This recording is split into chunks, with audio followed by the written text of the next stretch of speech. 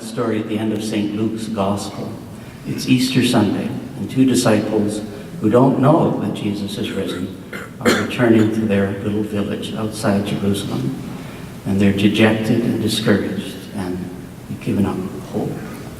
And as they trudge along to Emmaus, a stranger walks up and accompanies them. Of course, it's Jesus, but they don't know it yet. But as they go along, he listens to them. He lets them express their feelings, their disappointment, their sadness. And then he leads them to understand everything written about him in the scriptures, to help them recognize the hope God offers. And in a very important way, they sit down and Jesus takes the bread and blesses it and gives it to them, word for word, what we say at the institution at Mass. And St. Luke says, then their eyes were opened, and they recognized him accompanying them in the breaking of the bread. When I was 19, and in about my second year of university, I found myself pretty depressed, I guess you could say. I had gone away to university, away from my home, my friends. I didn't know anybody when I got there. And, you know, in high school, I was the top of my class. I was the valedictorian. I had lots of friends. I had a good-looking boyfriend. People respected me. I thought I had it all. And then I went to university, and none of that was the same, because I was so concerned about my grades and keeping my scholarship. And even beyond those things, I was probably more concerned about what people thought of me and getting the right friends and you know, just fitting in. And would I ever have a boyfriend again? I remember one night, though, I came home from the bar and I'm laying in bed and I'm just thinking, is this as good as it gets? Is this as good as it gets? I didn't feel a sense of hope or excitement for the life that I was living. And around the same time, my family started going to these Catholic youth retreats. My siblings went first and my parents followed to check out what they'd gotten themselves into. And so I would go home and my family would talk to me about these retreats and be like, you need to come. And then my little sister, you need to go to confession. And they wouldn't let it go. My mom would call me week after week. Just come to one of these retreats. And finally, to get them off my back, and to make sure they hadn't gotten themselves into a cult, I said, okay, I'll go. My mom did not inform me that she'd signed me up for a retreat in Manitoba. And I had to get on a bus with a whole bunch of people I didn't know and sit with my mom. I felt really cool. So I get on the bus and I'm looking out the window and I just said, okay, God, if you are really there, if you're really real, just open my heart to whatever you have in store for me. And we got to this retreat. I walked into the church, and there were hundreds of young people.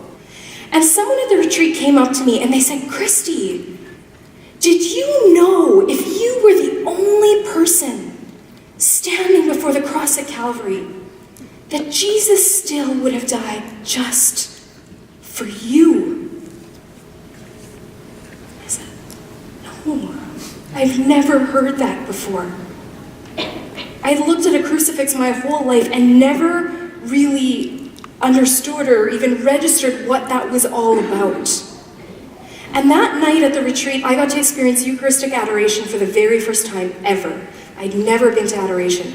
And they brought the monstrance out. And I have no idea what's going on. I don't know what this is, but something in my heart was like, that is Jesus. That is Jesus. And he has given everything for me. everything. I really can't explain it except that it was just this grace. And as I'm there in adoration, I thought, how can I not give everything back to him? Come, Holy Spirit, come. We need your presence now. Breathe in us the fire of your love. Come. Tonight we had the opportunity to be prayed over and to share some of the deepest and most meaningful parts of our hearts, and to receive comfort and strength to continue to grow as disciples. So with hands lifted high, we wait for you. Like sails open wide for the wind. So with hands lifted high, we wait for you. Like sails open wide for the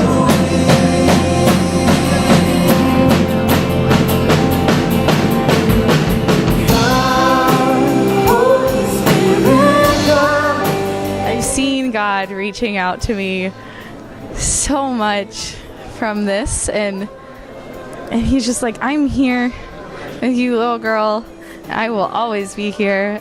It's a big deal for God to just be like, I have not forsaken you, and I will not, and I love you.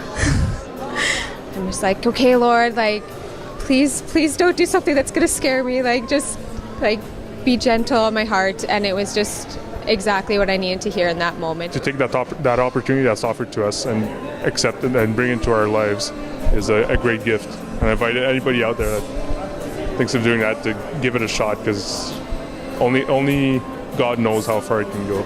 And there's so many ways that we love others, through service, through words, through actions. When I'm driving in my car and I get frustrated with somebody, just thinking, okay, Lord, you know what, maybe they have something else going on, and just trying to be gracious and really, really think and see each person as Christ. I have a lot of excitement and joy in when I think about the church, and the present church, the young church, the future church. There is hope, and it's very much alive, very much alive. I made some true friends, some people that have loved me at my worst and at my best, and that challenge me to love Jesus more and challenge me to love myself and them more. And people that I can be myself with, people that want me to grow in my Catholic faith, and people that just love.